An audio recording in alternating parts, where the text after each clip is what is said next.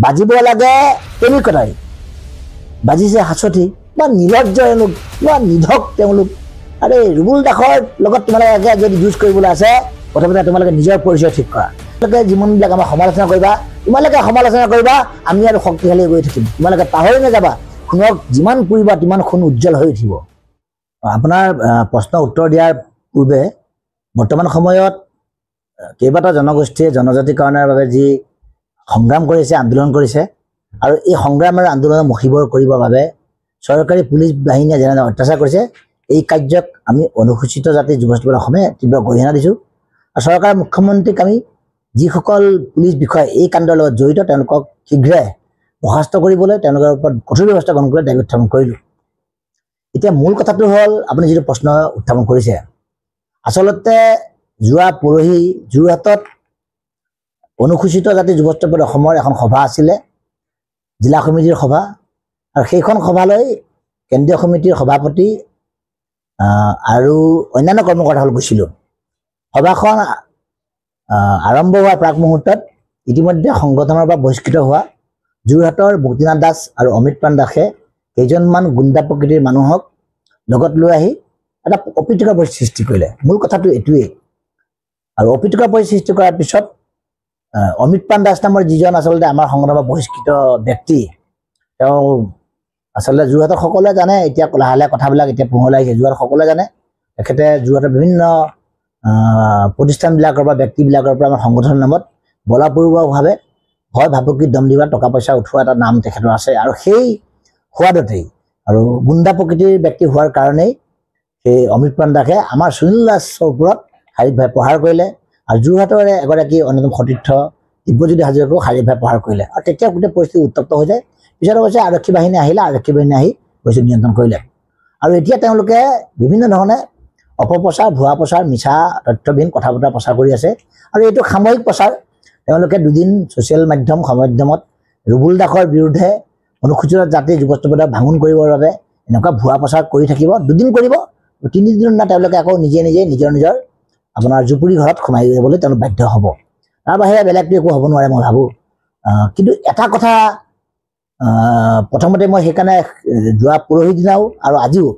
আমাৰ অনুসূচিত জাতি যুৱত্ব পৰিষদৰ আভ্যন্তৰীণ সংঘাতৰ বাবে সমগ্ৰ সাংস্কৃতিক নগৰী যোৰহাটত এটা বিৰূপ প্ৰতিক্ৰিয়া হৈছে তাৰ বাবে মই যোৰহাটবাসী ৰাইজ আৰু অসমবাসী ৰাইজৰ ক্ষমা বিচাৰিছোঁ লগতে সংবাদ মাধ্যমে বিষয়টোৰ গভীৰতালৈ গৈ কিছু বিশ্লেষণ কৰি ওপৰৰ পৰা বা বাতৰি প্ৰচাৰ নকৰি কিছু মানে গভীৰতালৈ গৈ গোটেই বিষয়টো ৰাইজৰ ওচৰলৈ সঠিক বিষয়টোৰ সত্যনিষ্ঠ বাতৰি পৰিৱেশন কৰিবলৈ অনুৰোধ জনাম এটা মনলৈ প্ৰশ্ন আহে যে যোৰহাটখন এই মুক্তিনাথ দাস আৰু অমিত প্ৰাণ দাসৰ নেকি নিশ্চিতভাৱে হ'ব নোৱাৰে যদি মুক্তিপ্ৰাণ দাসে অমিত প্ৰাণ দাসে যদি বাহিৰৰ কোনো ব্যক্তিক যোৰহাটলৈ গ'লে মাৰপিট কৰে দাবী ধমকি দিয়ে ভয় ভাবুকি দিয়ে তাৰমানে ইয়াৰ পৰা হয়তো অৰ্থ খোজাইছে তেওঁলোক যোৰহাটৰ গুণ্ডা বাহিনী আৰু তেওঁলোকৰ লগত গুণ্ডা বাহিনীৰ সম্পৰ্ক আছে আৰু সেইবাবে তেওঁলোকে এনেকৈ মানুহক ভয় ভাবুকি দিয়ে আমি ভাৰতৰ নাগৰিক অসমৰ আমি অসমীয়া মানুহ আমি যিকোনো ঠাইলৈ যিকোনো বিষয়ত যাব পাৰোঁ আমাৰ সন্ধানত যাব পাৰোঁ আমাৰ সংগ্ৰামৰ কাৰণে যাব পাৰোঁ বিভিন্ন কাৰণে যাব পাৰোঁ কিন্তু আমাক যোৰহাটলৈ যোৱাত যিসকলে বাধা প্ৰদান কৰিছে তেওঁলোকৰতো পৈতৃক সম্পত্তি নহয় যোৰহাটখন আৰু তেওঁলোকে কৈছে যে অনুসূচিত জাতি যুৱত্ব পৰিষদটো তেওঁলোকৰ সংগঠন কাৰো ব্যক্তিগত নহয় হ'বই নোৱাৰে যেতিয়া প্ৰতিষ্ঠা হৈছিলে আমি এই প্ৰতিষ্ঠাকালত যিকেইজন ব্যক্তি আছিলোঁ আমি আমাৰ নিজৰ নীতি আদৰ্শৰ জৰিয়তে এই সংগঠন গঢ়ি তুলিছিলোঁ আৰু এই সংগঠন গঢ়ি তোলাৰ পিছত তেওঁলোক পিছত আহি যুক্ত হৈছিলে তেওঁলোকে সংগঠনৰ মাজত কাম কাজ কৰি তেওঁলোকে শ্ৰম ত্যাগ কৰিছিলে আজি তেওঁলোকে দাবী কৰে যে যুৱত্ব পৰিষদ তেওঁলোকৰ ভুল কথা হ'বই নোৱাৰে আজি মই সভাপতি হিচাপে দায়িত্বত আছোঁ সমগ্ৰ সদনে দায়িত্ব অৰ্পণ কৰিছে সদনৰ নিৰ্দেশ ক্ৰমে আমি কাম কাজ কৰি আছোঁ সদনে যিদিনে আমাক দায়িত্বৰ পৰা অব্যাহতি দিব সেইদিনাই আমি নিশ্চিতভাৱে সংগঠনৰ লগত আমাৰ সম্পৰ্ক নাথাকিব তেওঁলোকে যিটো ক'ব বিচাৰে তেওঁলোকে মই ওলোটাহে প্ৰশ্ন কৰিব বিচাৰোঁ তেওঁলোকে কৈছে যে যোৰহাটৰ অনুসূচিত জাতি যুৱত্ব পৰিষদৰ কাৰ্যালয়টো তেওঁলোকৰ হয় যদি তেওঁলোকৰে কাৰ্যালয় হয় এই যে তলাবন্ধ কাৰ্যসূচী হ'ল অৰ্থাৎ পৰিস্থিতিৰ পিছত তাত যে তৃতীয় পক্ষই এটা আহি পেলাই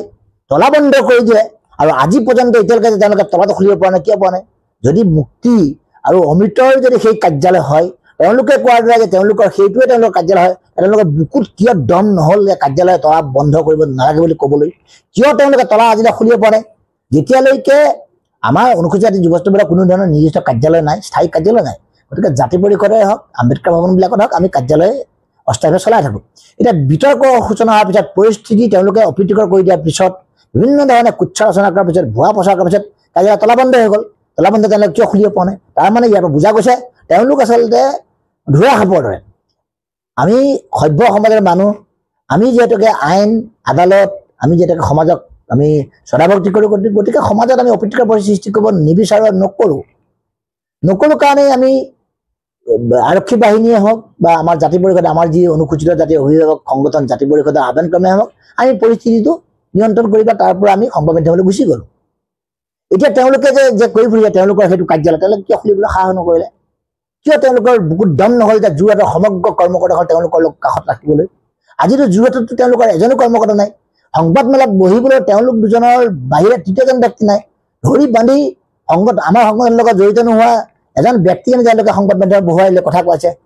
তেওঁলোকৰ লাজ নালাগে নাই গতিকে অনুসূচিত জাতি যুৱস্থাপন অসম অনুসূচিত জাতিৰ ৰাইজৰ আৰু অসমৰ অস্তিত্ব ৰক্ষাৰ বাবে কাম কৰা সংগঠন বিগত 9টা বছৰে কাম কৰি আছো আহি থকা সময়তো এই গতিৰে কাম কাজ কৰি যাব আমাৰ সংবিধান আছে সংবিধানৰ মতে আমাৰ কোন সভাপতি কোন সম্পাদক কোন বিষয়ববীয়া হ'ব এটা আমাৰ সংগঠন ঠিক কৰিব তেওঁলোকে বহিষ্কাৰ কৰি দিয়া হৈছে তেওঁলোকক 29 আগষ্ট তাৰিখে আহ্বান কৰা যিখন 7 ছেপ্টেম্বৰৰ সভা সেই সভাত তেওঁলোকে আহিবলৈ সাহস নকৰিলে তেওঁলোকে পলাই গৈ পেলাই ডিব্ৰুগড় সংবাদমেল পাতি সভাপতিক বহিষ্কাৰ কৰে তেওঁলোকৰ কি বুকুত দম আছে এতিয়া মোৰ মানে মই কিছুদিনৰ আগতে কৈছোঁ এওঁলোক সাংগঠনিকভাৱে জাৰজ তেওঁলোকে আমাৰ বিৰুদ্ধে সংবাদমেল পাতিবলৈ বেলেগ সংগঠনৰ লোগো ব্যৱহাৰ কৰিছে কিমান নিৰ্লজ্জ তেওঁলোক কিমান ধুৰন্ধৰ ব্যক্তি চাওকচোন এওঁলোকৰ মনবোৰ কিমান মানে তেতিয়াহ'লে নিম্ন স্তৰৰ চিন্তা চৰ্চাই ভৰি থাকে গতিকে এওঁলোকে দুদিনীয়া সস্তীয়া প্ৰচাৰ পাব মই প্ৰত্যাহ্বান জনাই কৈছোঁ 2022 চনতো এই দুজন ব্যক্তিৰ নেতৃত্বত যোৰহাটত এনেকৈ সংগঠন ভাঙিছিলে একোডাল কৰিব নোৱাৰিলে নহ'লে আকৌ 23 চনৰ পিছত 23 চনৰ মাজৰ ভাগতে আহি পেলাই মোৰো চৰণত তেওঁলোকে পৰি পেলাই হুকুৱাই কান্দিলে ক্ষমা খুজিলে মোৰ ঘৰতে তেওঁলোকে কেইবাজনো খাই বৈ ব্যক্তিগতভাৱে তেওঁলোকে মোৰ ওচৰত বিভিন্ন ধৰণে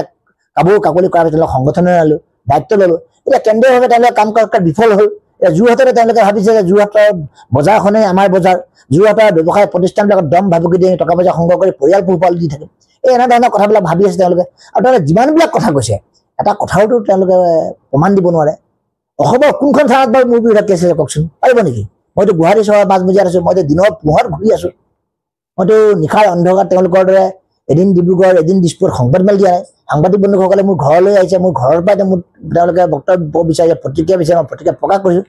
এনেধৰণৰ কাম কৰা যিবোৰ ভীৰু আছে কাপোৰ আছে আৰু ক'বলৈ বেয়া এওঁলোকৰ কথা আৰু ক'বলগীয়া নাই আৰু এটা কথা মই এই আজি বিশেষকৈ পুৱাৰ ভাগত বহুত বন্ধুৱে মোক ফোন কৰিছে শুভাকাংক্ষীয়ে ফোন কৰিছে সংগঠনৰ সদস্যক ফোন কৰিছে যে বহুত এনেকুৱা ব্যক্তি আছে যিসকল ব্যক্তিয়ে মোক মানে হকে বিহকে বিভিন্ন ধৰণে সমালোচনা কৰিছে বিভিন্ন মন্তব্য দিছে আচলতে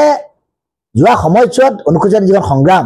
এই সংগ্ৰামখনত যিসকল জড়িত হ'ব নোৱাৰিলে যিসকলে অহমিকা বোধত ভোগে যিসকলে নিচাত্মকতা বোধত ভোগে আৰু যিসকলে অনুসূচিত জাতিৰ সংগ্ৰামত এদিনো তেওঁলোকে শ্ৰম ত্যাগ এদিনো অৱদান দিব নোৱাৰিলে সেইসকলে ৰুবুল দাস আৰু অনুসূচিত যুৱস্থাপনৰ যি উত্থান যি কৰ্মসূচী যি শক্তিশালী আমাৰ মানে ভূমিকা ইয়াৰ ওচৰত লগত ফেৰ মাৰিব নোৱাৰে তেওঁলোকে প্ৰতিহিংসাত জ্বলি এনেকুৱা ধৰণৰ মন্তব্য দিয়ে বাজিব লাগে টেমি কটাৰী বাজিছে হাঁচতি অৰ্থাৎ এই যিসকলে সমালোচনা কৰে হকে বিহকে তেওঁলোকৰ নিজৰ জৰিয়তে কি কৰিছে তেওঁলোকে চাইছে নে কেতিয়াবা ভাবি পেলাই কিমান নিৰ্লজ্জ তেওঁলোক কিমান নিধক তেওঁলোক আৰে ৰুবুল দাসৰ লগত তোমালোকে যদি যুঁজ কৰিবলৈ আছে প্ৰথমতে তোমালোকে নিজৰ পৰিচয় ঠিক কৰা ৰুবুল দাসৰ নামত চান্দা দিলে তোমালোকে ঘৰ পৰিয়াল পোহপাল দিয়া ৰুবুল দাসৰ নামত তোমালোকে সংগ্ৰাম কৰিবলৈ আহি পেলাই তোমালোকে নিজকে পৰিচয় দিবলৈ আৰু ৰুবুল দাসৰ হকে বিহকে সমালোচনা কৰি তোমালোকে TRP লাভ কৰিছা তোমালোক কিমান নিৰ্লজ্জ আমি এখন চৰকাৰৰ বিৰুদ্ধে এখন ৰাষ্ট্ৰযুদ্ধৰ বিৰুদ্ধে যুঁজ কৰা ব্যক্তি জীৱনত যোৱা সময়ছোৱাত অনুসূচিত জাতি সমাজখন অসমীয়া জাতিৰ অস্তিত্ব ৰক্ষাৰ সংগ্ৰাম কৰি জেলৰ ভাত খাইছোঁ পুলিচৰ নিৰ্যাতন সহ্য কৰিছোঁ ত্যাগ দিছোঁ গতিকে তোমালোকে যিমানবিলাক আমাৰ সমালোচনা কৰিবা আমি আৰু শক্তিশালী গৈ থাকিম তোমালোকে পাহৰি নাযাবা খুনক যিমান পুৰিবা তিমান খুন উজ্জ্বল হৈ উঠিব সেইদিনাখন যে আপোনাৰ ওপৰত আক্ৰমণ হ'ল সেই সিহঁতৰ এগেইনষ্ট আপুনি কিবা ভাবিছে নেকি আইডি ব্যৱস্থা লোৱাৰ নিশ্চিতভাৱে সেইদিনা আচলতে আমাৰ নাজিৰাৰ এগৰাকী আমাৰ সতীৰ্থ তথা কেন্দ্ৰীয় কমিটিৰ সাধাৰণ সম্পাদক সুনীল দাসক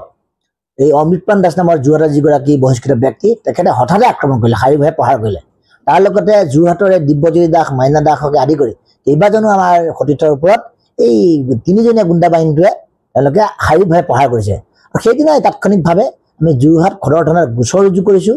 আমি আৰক্ষী থানাত এজাহাৰ দাখিল কৰিছোঁ আসামীগণৰ নাম উল্লেখ কৰিছোঁ পৰিচয় উল্লেখ কৰিছোঁ তেওঁলোকৰ টেলিফোন নম্বৰ পৰ্যন্ত দিছোঁ আমাৰ যি মেডিকেল হ'ব লাগে সতীৰ্থসকলক সেই মেডিকেল স্বাস্থ্য পৰীক্ষা হৈছে আৰু আমাৰ ইতিমধ্যে যি শপতনামা দিব লাগে বা আমি স্বীকাৰটো দিব লাগে সকলোখিনি পদ্ধতি কৰা হৈছে এতিয়া গোচৰটো পঞ্জীয়ন কৰি স্থানীয় যোৰহাট থানা আছে তাৰ কৰ্তৃপক্ষই যেনেধৰণে আইনে গতি কৰিব আমি তাত সহযোগিতা কৰিম আৰু কোনো কাৰণতে আমাৰ সতীৰ্থৰ ওপৰত হাত দিয়া এই মুক্তিনাথ দাস আৰু এই অমৃতপ্ৰাণ দাসক কেতিয়াও ক্ষমা কৰা নহ'ব যি ঠাইতে পোৱা যাব তেওঁলোকৰ তাতেই নিশ্চিতভাৱে প্ৰত্যাহ্বান জনোৱা হ'ব Stay informed, stay ahead. News Any 365.